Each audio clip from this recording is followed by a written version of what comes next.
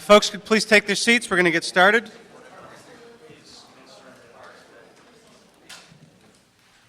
Good morning.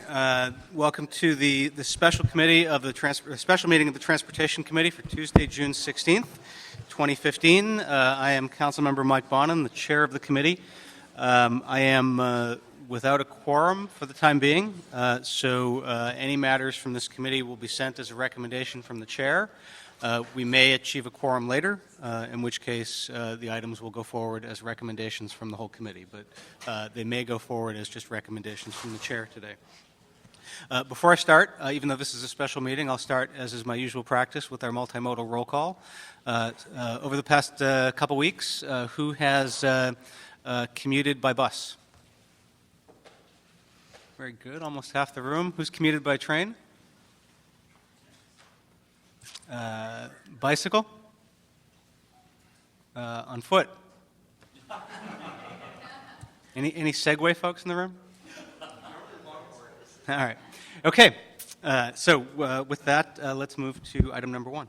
Item number one is a Board of Police Commissioners report relative to establishing rules and regulations for valet parking at non-recurring special events at private residences.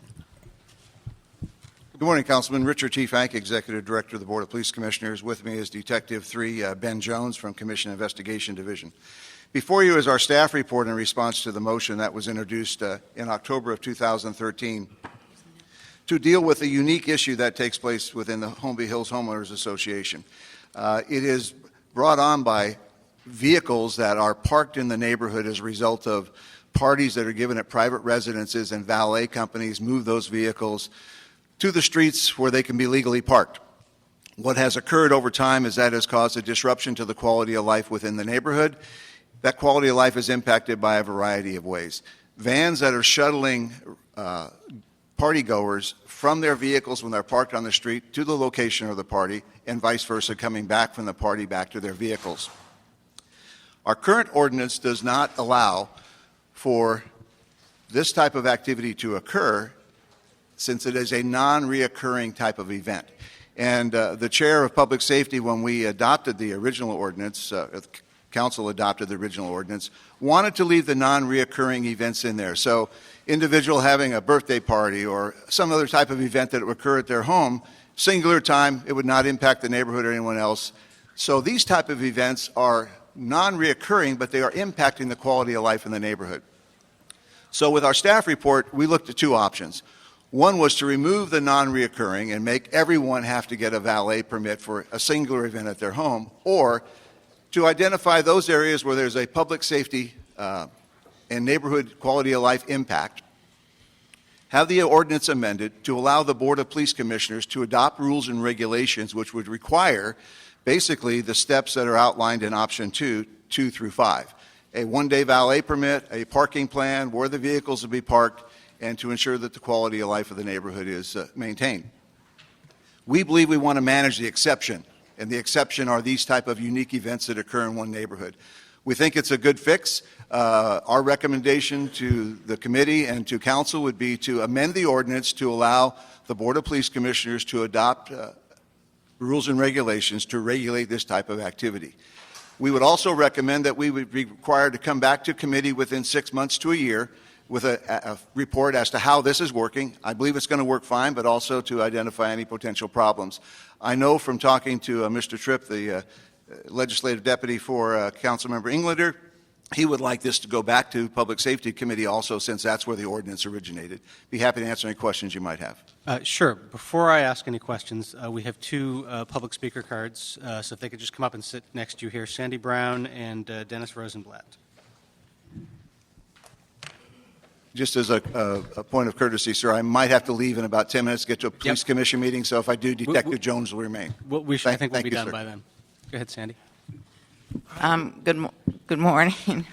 I'm here as president of Holby Westwood Property Owners Association, and we have been going through this exercise for 3 years. And for those 3 years, our neighborhood closest to Bel Air has been inundated with parked cars, maybe 100 on a street. And particularly on weekends, but also during the week. My concern is that if it's referred back to Public Safety Committee, where assuming what I've heard, it belongs, it's going to take even longer. And over the summer, and then you go on a 2 to 3 week vacation in council. I just want to get this through. Our neighbors are just being inundated, and we've worked with Mr. Tefanic, and he's been terrific.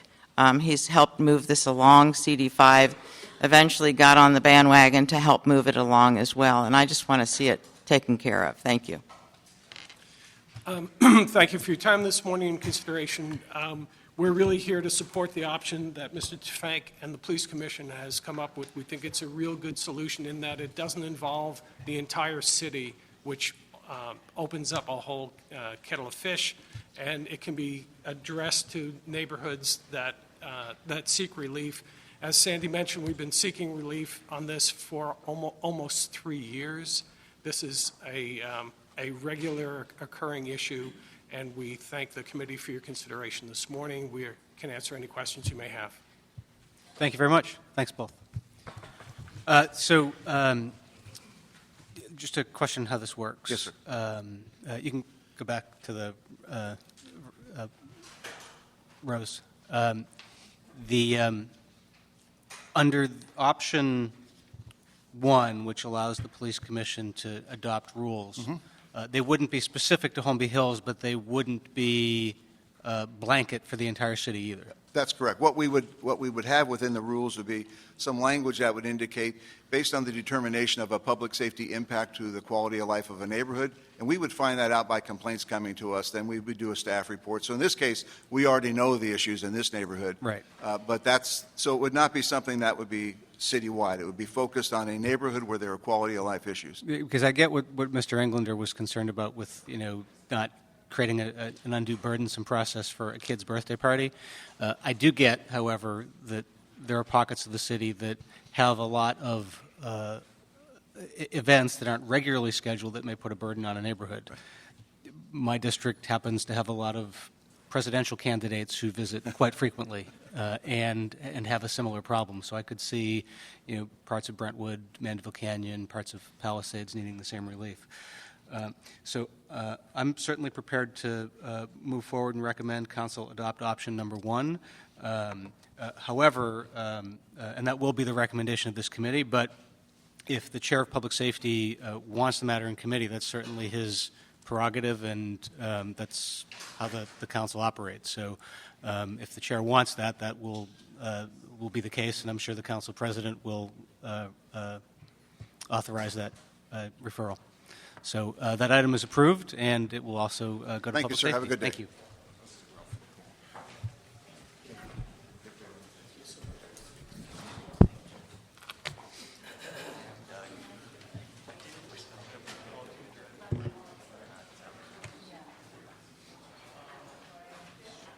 Okay, item number 2.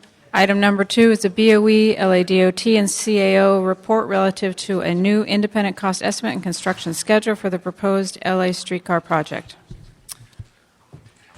All right. Before staff comes to the table, I would like to give the representative from the 14th District, my colleague Mr. Weezar, the opportunity to come up and frame the discussion for us. Thank you, Mr. Chair, and I appreciate the enthusiasm of our staff coming up. I think that's how we all feel about this great project that's before your committee today. And I want to thank all the staff who have been working on this diligently for the last few years to make it come to fruition. The Department of Transportation, Bureau of Engineering, the nonprofit LASI, who is a group of volunteer folks who believe in this project, and many stakeholders have been working diligently to get us to this point. And what's before us today is basically a milestone report with instructions on how to continue moving things forward without any additional cost to the city. Today's report covers a cost estimate, moving forward with preliminary engineering, adding a staff person at BOE to oversee the next phases using already allocated streetcar funds, and getting an RFP on the street for a financial advisor to help the city develop an innovative public-private partnership. The project may have seemed relatively quiet these last few months. It's going through the Not in this committee. It's going through its environmental process, which is could be technical and often takes time. but we expect a draft of the environmental within the next 6 months. But things are moving forward, and we're getting geared up for an active next few years. And I want to be clear, we committed to the council that we will not be seeking dedicated general funds for the project, and we continue keeping that promise with the actions in today's report. That includes the new project oversight staff at BOE. We're adding a specific position which will be funded by already approved, already allocated Measure R streetcar project funds and will not have any impact on the general fund. And with the project oversight at BOE, we will have an official city staff person in the driver's seat to be held accountable for deadlines, costs, and schedules. We think BOE is a good place for things to land for the next phase as LA DOT continues to oversee the completion of the environmental and the parts of the project related to the operation and function of the transportation system. BOE will help develop and build. It's a good marriage, we believe. The report covers the cost estimate, which is far below the worst-case scenarios of 2013. So we're on the right track, but we think we can still do better. So the report also recommends targeting a budget for the project that will keep us in the small starts federal category, which, as you know, is currently $250 million. The report also provides a roadmap for completing preliminary engineering with our partners at Los Angeles Streetcar, Inc., which will get us to about 30% engineering by about this time next year. The reason that's important is because 30% engineering not only provides a lot more cost certainty, it also provides a launching point for discussions about a public-private partnership. We had an unbelievable response, as you know, to our RFI we sent out to gauge interest in a public-private partnership. 24 firms from throughout the world responded that they are interested in partnering with us on the streetcar, so we're hopeful that the RFP will generate serious interest. So we appreciate you taking this up today. We appreciate this committee's interest, and I think we are at a critical point in terms of developing this project because we are setting out a roadmap as to how we could start getting those essential pieces in place. And as you know, throughout the country, they are looking at Los Angeles as one of those streetcar projects that's far ahead anyone else competing for different types of funding, and that's where we believe the private sector is extremely interested. The federal government has indicated how encouraged they are by how far ahead we are in the process, but we're just kind of fitting in the infrastructure and putting in a roadmap as to how we take the next step in this, and we're encouraged that we're going in the right direction. So thank you very much, Mr. Bonin, for your time. I also need to excuse myself to run down to a groundbreaking near the path of this future streetcar. As you know, we're going to have our AECOM study showed that with this project, we're going to have billions of more investment in downtown, a critical economic engine for the region. Doing great stuff downtown. Okay, thank you so much. Thank you. Sure. Before we do staff, we have a number of public comment cards, and I want to make sure we get a chance to satisfy those. So we'll start with those. 1 minute, Mr. Clerk. Steve Needleman, Patrick Spillane, Robert Pepe, I believe, Russell Brown.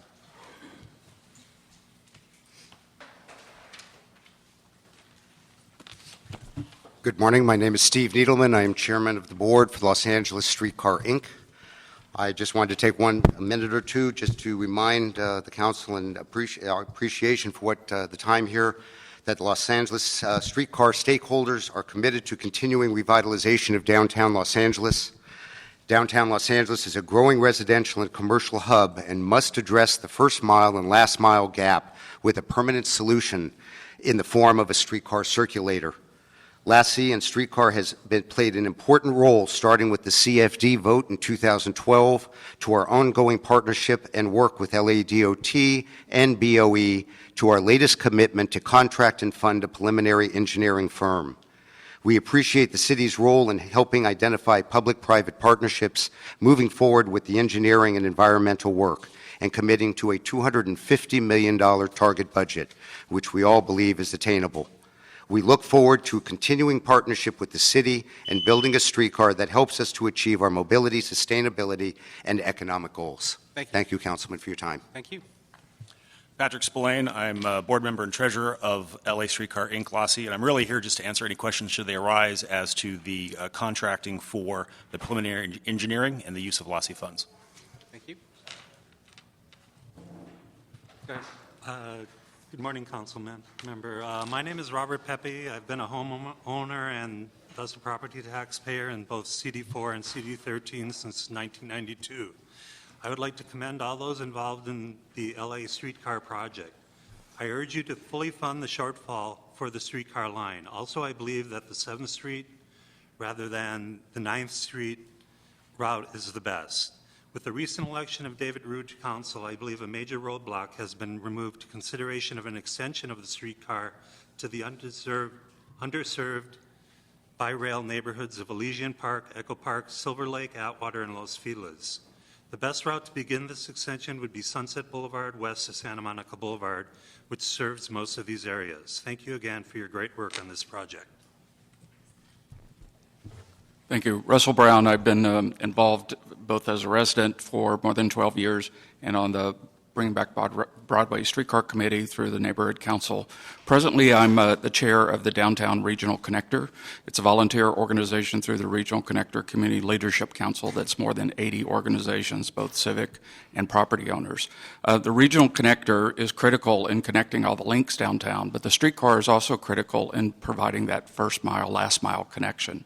What better way to save transportation costs, especially when the average underground parking space is $40,000 to $50,000 to get people out of the car? This will fit in perfectly with the expansion of the convention center. It will connect both the red line, the blue line, all of the rail all over the county, and eventually, as we look at Union Station being connected to the whole state through the high-speed rail, it'll be critical in making it easy for everybody to get away from their cars and not have to build a lot of parking spaces. Thank you. Thank you. Thank you, gentlemen. Next three speakers are Josh Albrechtston, Christopher Luce, and Jason Ackerman. Hello, my name is Dr. Josh Brexton. I'm a practicing neuroradiologist and a resident of downtown. I'm here in support of the streetcar. Part of the reason I'm here is I've been to many different conferences, medical conferences across the country, San Francisco, San Diego, Honolulu, Phoenix. These are the conferences that the convention center says will bring the biggest economic impact when they expand. Now, a lot of my doctor friends, mostly richer, older ones, have actually taken their families back to the cities based on their experiences in the cities. Our best cities, our favorite cities, are where the convention center is right in the middle of the fun stuff. Sadly, our convention center is kind of isolated down by LA Live. They miss out on a lot of the best parts of downtown LA.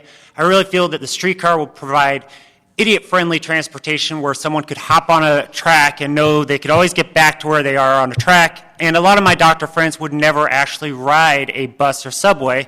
I know from experience in San Francisco that they'll ride the trolley nonstop, but nothing else. Thank you. That's a new slogan I'll recommend to the Convention and Visitors Bureau. We welcome the idiots. Anytime. Go ahead. Chris Lose. I'm a resident here downtown. I'm also the Fashion District Resident Director for the Downtown Neighborhood Council. I just wanted to voice my support for moving this project forward to the next phase. I wanted to point out that the streetcar is part of D-Lank's vision plan, Vision Downtown, to support the proposed alignment along with further expansions in the future. Then I also just wanted to echo Josh's comments. Getting people at conventions into the rest of downtown, it just seems really critical to me. Mm-hmm. Speaking anecdotally, I went to a tech conference last month at the convention center, and a lot of my colleagues that were visiting from other parts of the country never seem to make it to the historic core or in any other places. They're kind of stuck in that spot, and they think LA Live is what downtown is, and it'd be great if they could enjoy the rest of downtown. Thank you. Thank you. And is Jason Ackerman still here? Yes.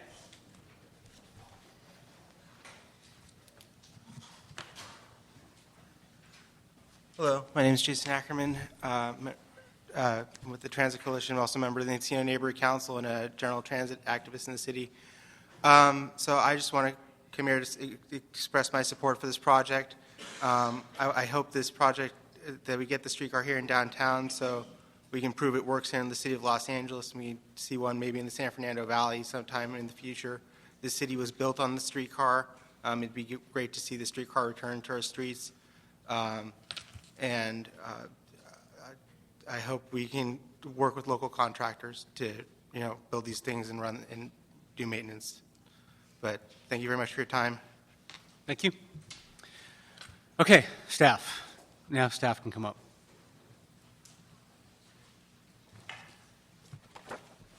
Wow, we got an all-star lineup this morning.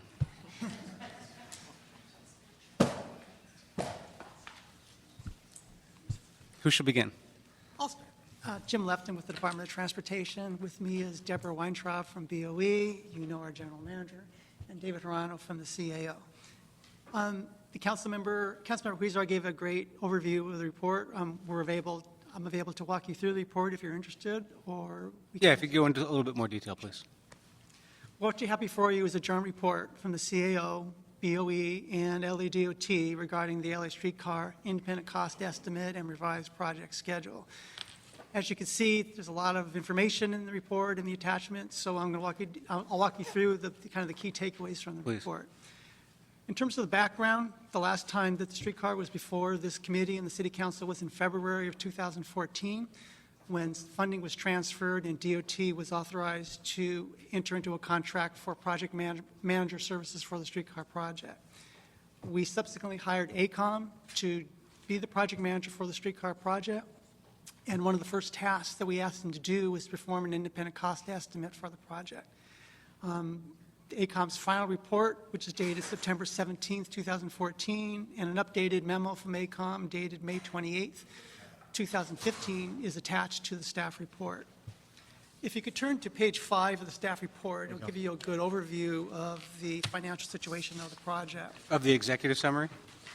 Of the staff report. Oh, okay. As you can see, there's been 3 cost estimates conducted on the streetcar project since 2011. The first estimate back in 2011 by the CRA was conducted with very little engineering work completed at that point and came up with a total cost estimate of $125 million. In 2013, the consulting firm HDR, which is under contract to Metro, who is doing our environmental work, came up with a cost estimate with a range of $232 million to $328 million. And again, the wide range and those costs have a lot to do with uncertainty related to the utility relocation costs. And you can see there's a wide variation in those costs in the table. 2015 is the independent cost estimate that AECOM conducted. You can see that the total cost estimate is $281.6 million. One of the advantages, or one of the benefits of this cost estimate is we've been able to really refine the utility relocation costs. You can see that the range is no longer there, and that the utility relocation costs are quite a bit lower than the numbers that we had under HDR. So it's moving in the right direction. If you could turn to page 6 of the report, the next page. Again, that'll give you a good idea where we stand financially. Assuming that the project receives a federal small starts grant, which is $75 million, adding to that the $62.5 million in the local tax funding, the CFD funding that we got for the project, that's $137.5 million in revenues for the project. You put that up against the $281.6 million cost for the project, we're looking at a shortfall currently of about $144 million. Another point to keep in mind is that for FTA Small Starts funding, the total project cost has to be below $250 million. So we're currently about $32 million above that cap. One other point I want to make about the cost estimate has to do with the vehicle speed for the project, the estimated vehicle travel speed. The $281.6 million was based on an assumed travel speed of 6.5 miles per hour, which dates back to 2011. LADOT and AECOM reanalyzed the travel speed for the streetcar project in 2015. We came up with a significantly slower travel speed of about 4.5 miles per hour on average. And when you get into the peak hours, like afternoon peak, we're looking at about 3.5 miles per hour. So significantly slower. Wait a minute. I want to make sure I heard that. 3.5 miles an hour? During the PM peak period, correct. Doesn't the average person walk 3 or 4 miles an hour? It would be a brisk walk, but you could potentially, with the traffic, you could potentially outwalk the streetcar at that speed, yes. Oh, it just seems So low. obviously, we're going to be looking at ways that we can to speed up the streetcar through engineering improvements. But if we're not able to do that, we have really two options. One would be to buy additional vehicles in order to maintain the service frequency, which is 7 minutes during the peak. That'd be about $24 million for 4 additional vehicles, which would raise the total cost to about $306 million. Or we'd have to reduce the service frequency, run less vehicles than needed to maintain the current frequency. So we'd run, instead of a 7-minute, maybe we'd run a 10 or 15-minute frequency. Another element that AECOM was tasked with had to do with the project schedule. AECOM estimates that the project would be completed around the end of 2020, ready for service. And as mentioned earlier, we're looking to have a final EIR to the City Council for review around September, October of next year. Now that we've touched on the financial aspects of the project, I'd like to take a look at kind of some of the key next steps. And one of them has to do with preliminary engineering. LASI has indicated an interest in expediting the preliminary engineering for the project, which would take it to 30% engineering. They're planning on using funding that was already allocated to the streetcar project by the City Council to go out and hire a firm to do that work. We're estimating costs of around $3.6 million to do the preliminary engineering work. And according to AECOM, the preliminary engineering work will provide the city with a better sense of what value engineering opportunities there are and the potential for additional cost savings. So we feel that's an important next step that we should be taking. If I can now just walk you real quickly through the recommendations in the report. Recommendation number... What page, James? Recommendations are on the first page of the report, first and second page of the report.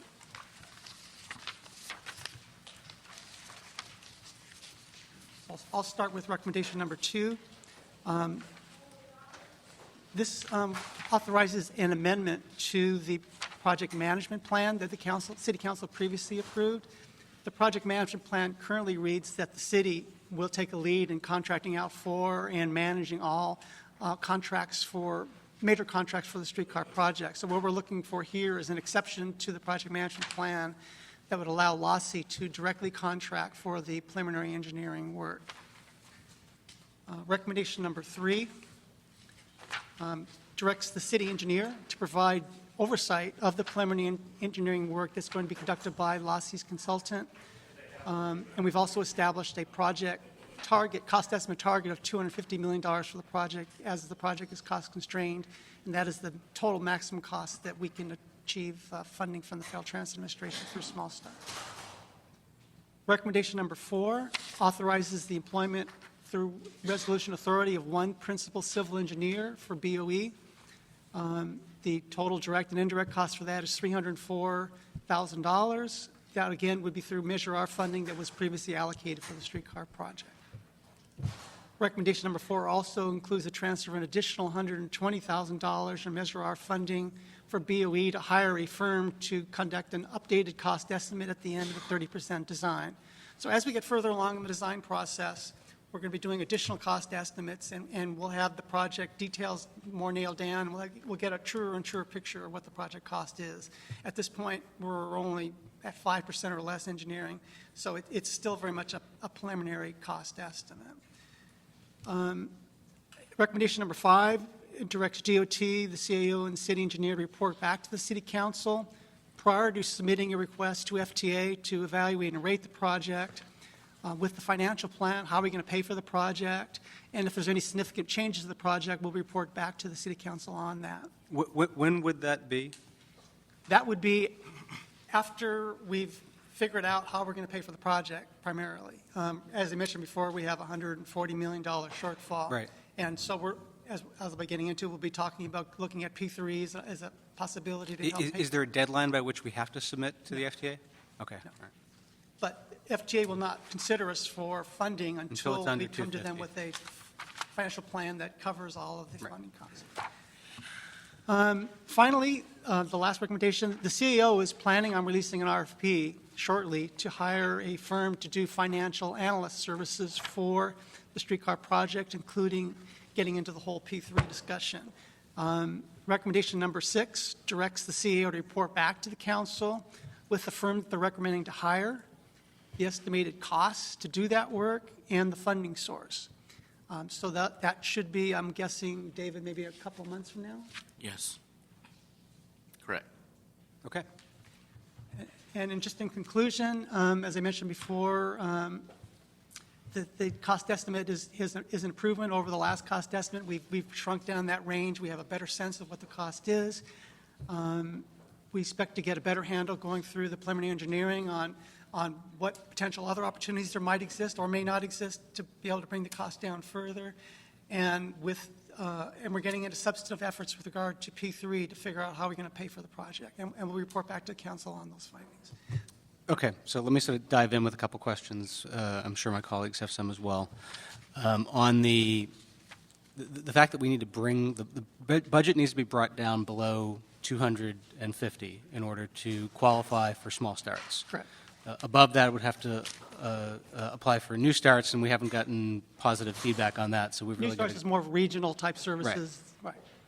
So that's a significant chunk of money to take to get under 250. What are the options to do so, and how do they not impact the ridership projections? Well, in the report itself, we've talked about some of those possibilities, one of which is the Grand Avenue spur, which is the part of the route that goes up to First Street and then down Grand Avenue. I think that would save about $15 million right off the bat in terms of estimated costs. There aren't a lot other opportunities to modify the route because the CFD is based on the current route. Unless we go back out to a new vote on a modified route, we're really, for lack of a better word, stuck with the route that we have. But there are opportunities doing further work with regard to the utility work, for example. We could find additional cost efficiencies to be able to bring that cost down as well. That's really what the whole preliminary engineering aspect of the project is to really see how we can bring that cost down below 250. I think there's a significant contingency as well, right? There's a 30% contingency for the project. So obviously, that's built into the cost. So to the extent that we don't need that contingency, we can nail things down and do it for the estimated cost without contingency. We'll be able to shed some of that contingency and bring the cost down as well. Because there's certain things that you might put on the table that you wouldn't want to put on the table, reducing the number of cars or the frequency and stuff like that, because that sort of would change the ridership projections, which then sort of changes everything. Correct. Okay. So that kind of stuff is not on the table. Everything's on the table at this point, but obviously if we were to reduce the number of vehicles, which would save funding, but you're going to run up with fairly wide gaps between vehicles that are running on the street, which is not going to be real attractive for people wanting to take the service in the first place. So those are trade-offs we would look at, but I don't anticipate that we're going to want to reduce frequency significantly, no. So you mentioned utility costs. Utility costs always worry me. You know, in my area, we had the 405 HOV lane project, and which had months of delays and all sorts of stuff because 26 different utilities had to move pipelines, most of which were just unforeseen. I mean, there's a whole world underneath the city that is not charted and mapped as we would think. So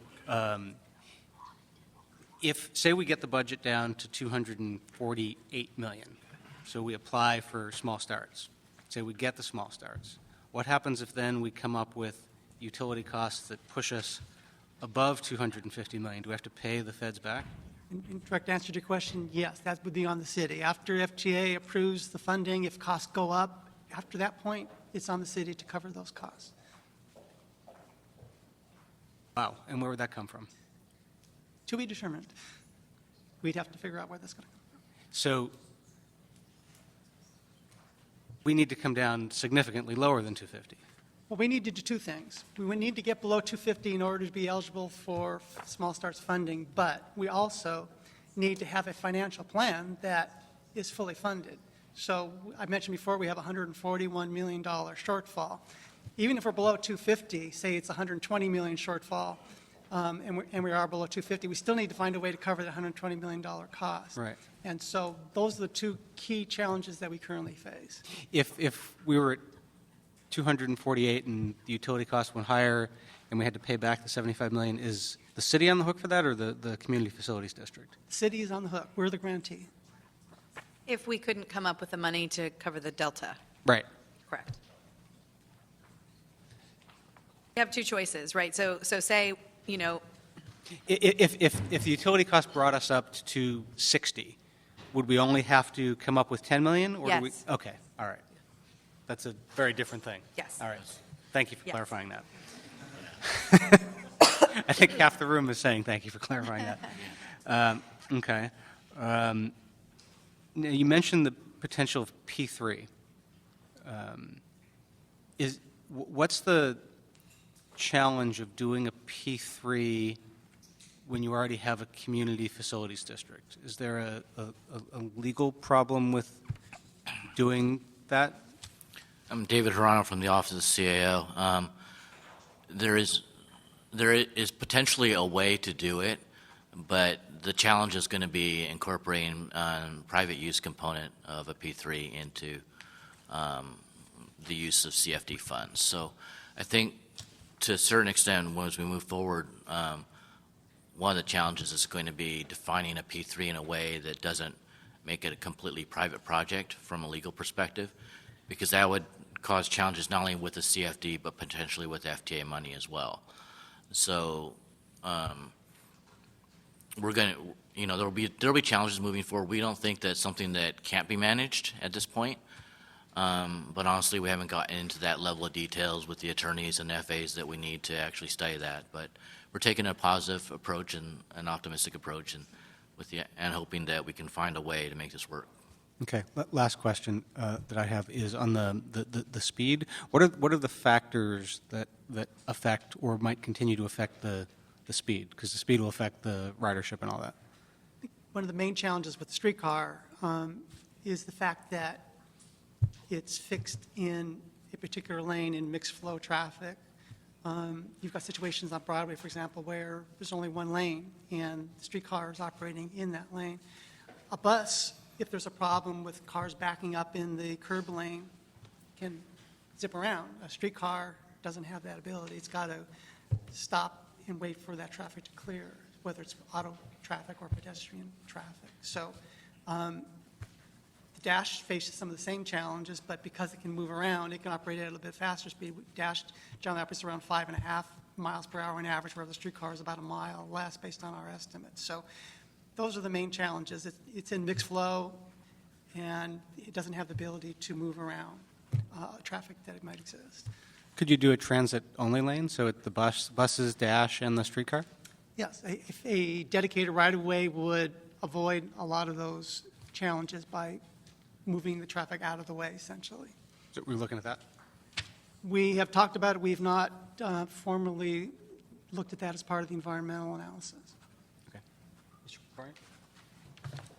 Thank you. Just a couple quick follow-ups, because you touched on my points, but is it even feasible to have a transit-only lane on Broadway, given the fact that we have the bike lanes there now and traffic is already significantly constrained? Is there enough space for lanes that you could I believe do we that? have 2 lanes northbound on Broadway and 1 lane southbound, and the streetcar would be operating in the 1 lane southbound, so I guess it's possible that we could look at taking one of the northbound lanes and converting it to a dedicated lane. It's something we'd have to look at. Okay. And regarding taking a positive outlook about the P3 option, is there any reason to be optimistic about that? Has anyone expressed in the long discussion that we've had about the streetcar, has there ever been any interest expressed by anyone in the private sector to operate this as a P3 or invest in it in a P3 or build it as a P3? Well, we issued an RFI last year, and we got a mixed bag in terms of responses. As Mr. Weezar said, we got 24 companies that responded, but they were in different categories. Some wanted to operate it, some wanted to provide financial advice, some wanted to provide cars. And so we think there is some interest out there from the community. We can't really gauge the full breadth of that interest. But what we do know is from our past experience with P3s, when we came through with the parking P3, that a good portion of the success of a potential P3 is going to be reliant upon what you're willing to do and what you're willing to commit to. Yeah. So if you're willing to commit to give up control over certain components or sweeten the pot with certain assets or make certain commitments to certain revenue streams, then that helps a P3 go through. If you're not willing to do any of that, then the discussion really is just is not worth starting. So our initial plan is we've been given authority by you to issue an RFP to secure whatever services that we need. So we are planning on issuing an RFP shortly, unless you tell us not to secure financial advisory services. And those services we will report back to you on in the terms of the cost and what they can provide and what potential funding sources are. If you approve that next step forward, what we would do is we would come back to you with a report that would outline. Hold on a second, please. Start again, please, because I couldn't concentrate. If you approve the retention of a financial advisory firm to assist us with the analysis, we will come back to you with a report that will detail the types of things that you should be prepared to address, whether it be giving up fare box control, whether it be giving up headway control, whether it be putting in assets as part of the mix, or whether it be dedicating a source of revenue. We would detail out those kinds of things that you would need to consider before we actually put the RFP for the P3 on the street. That way, if we do go out with an RFP for the actual P3, we can give the P3 community some sense that the council is willing to commit to actually making this work. But you'll have a moment of consideration where you will have to determine what you're willing to do before we do that. Go the whole way. So the scope of work for the financial advice would include analysis of the P3 market and potential negotiation with the P3 community if that should arise. Yeah, and we would come back to you, and that the scope of work would include a report that would help you decide whether we move forward down that path or not, or whether we continue down the traditional construction methodology and filling the gap of the $140 million. Okay, great, thank you. Mr. Kurtz? Mr. LeBon? Yeah, thank you. A couple things there. Did you look over the time about the people mover? Did you ever study the people mover at all, James? Many years ago. But did you look at it in context to this in any which way? There's a lot of study done, same area. I don't think we've looked at that in detail, no. Yeah, anyway, just something to look at. It was approved, and when it went down Figueroa, Ms. Reynolds, and it was on the second floor next to the Jonathan Club. And Holmes Tuttle was close to Mr. Reagan, and then it was approved. It would have happened. Didn't happen. But I think looking at some of those things should be, just for your history, is so important. I know I've struggled with trying to get trolleys, rubber tire trolleys, which, and I also saw a story in the San Diego Union, I think it was, about manufactured buses that look like streetcars. Did you ever see that story? Have you saw that story there, Ms. Reynolds? I'm aware that there's a company, I believe up in Chatsworth, that does manufacture wireless streetcars. Just something to think about just to get people going. I support Councilman Weezar's effort here. Transforming Broadway is a tremendous thing. Whatever it does, it may become a ped street only. Now, has anyone been to Bordeaux, France in this room? So in Bordeaux, France, you've been to Bordeaux, France? Have you seen their streetcar? They have no overhead wires. They have a tape in there in their historic core. I would hope that you could see that someday, because it truly, maybe it would cut down on the overhead cost, no pun intended, and also not affect the beauty of Broadway, which is there. The subway should have gone down Broadway. The business owners of Broadway were afraid that it would destroy their street, and they were wrong. They pushed it to Hill Street. And so let's make it correct. Where's the yard, though, James, on either side? We're looking at several potential locations. Through the environmental, we have not decided. That's up to the city council and the environmental process to determine the appropriate. Have you looked on North Spring Street, on like New High Street, way up by the Chinatown Gold Line stop in that area? That'd probably be further removed from where the route currently operates. So we're looking at locations that are closer to the route. Where does it end? Where does it start and finish? The streetcar goes as far north as First Street on Broadway and Hill. First and Broadway? First and Broadway. Yeah, why would you get to Alvera Street somehow? I'm just thinking you got to get across to where the tourist areas are. That might be a phase two expansion. But at this point, this was the route that was approved. Anyway, My phase 2 is already over, so so I wish you luck, and I wish Mr. Weezer luck. There's a whole transformation that's going on, as you know, on Broadway. It is the busiest bus street that we have there, but the match is needed. So I support approving this to go forward. Thank you. Thank you, Mr. LeBunch. Fourth quarter. Not even that. I need OT.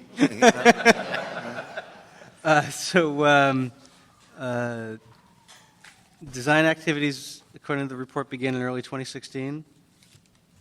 The preliminary engineering design work would begin shortly, as soon as Lossy is able to hire a firm to do that work. Okay, all right. It said in here early 2016, so it's sooner than that.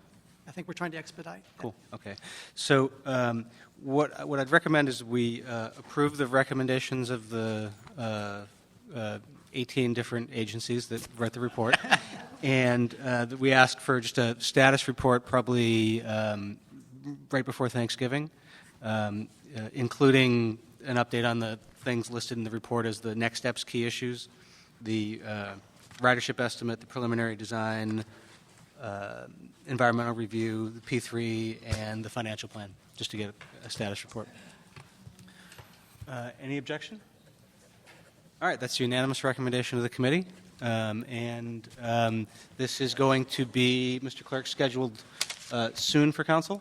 It's place held for Friday, June 19th, this week. Excellent. Okay. Thank you. Yeah.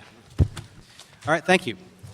At this time, I would like to reconsider item number 1, which was moved as a recommendation of the chair, and recommend that we approve option number 1. Very good, thank you. Without objection? Without objection. Direction of the committee. All right, thank you very much. That is all for us. We are adjourned.